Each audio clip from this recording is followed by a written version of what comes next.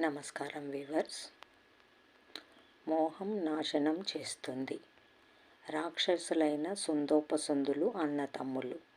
వాళ్ళు ఘోరమైన తపమాచరించి శివుని మెప్పించారు. శివుడు ప్రత్యక్షమై ఏమి కావాలో కోరుకొండని చెప్పగా మాకు మరణం లేకుండా వరాన్ని ప్రసాదించమన్నారు.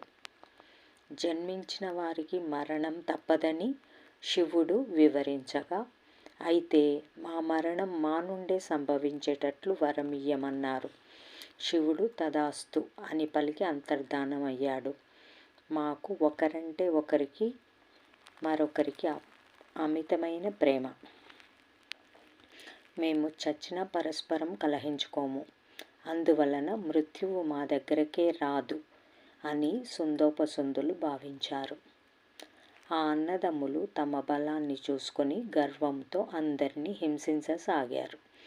దేవతలందరూ ఇంద్రుని నాయకత్వంలో బ్రహ్మదేవుని వద్దకు వెళ్ళి తమ బాధలను విన్నవించుకొని ఎలాగైనా ఆ రాక్షసుల బారి నుండి తమను కాపాడమని వేడుకున్నారు. బ్రహ్మదేవుడు విశ్వకర్మను పిలిచి అతిలోక సుందరి అయిన ఒక వనితను సృష్టించమని ఆజ్ఞాపించాడు. తదాజ్ఞానుసారంగా అప్సర తిలోత్తమ సృజింపబడినది. బ్రహ్మదేవుడు ఆమెను సుందోపసుందుల వద్దకు పంపించారు.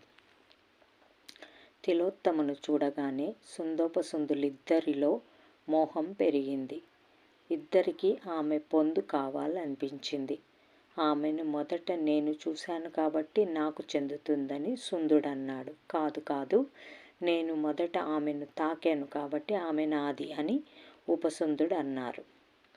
ఇద్దరు అలా వాదించుకోవటం చూసిన తిలోత్తమ, మీలో ఎవరు బలవంతుడైతే వారిని నేను వివాహం ఆడతానంది. మోహాంధకారములో మునిగిన వారిరువురును ఒకరిపై మరొకరు దుమికి పోరాడసాగారు. చివరికి ఒకళ్ళనొకరు చంపుకున్నారు. ఎంతటి తపస్సు చేసినా, ఎంతటి బలవంతులైనా అహంకారానికి మోహం తోడైతే ఆ మనిషి నాశనం కాక తప్పదు. జై సాయిరామ్.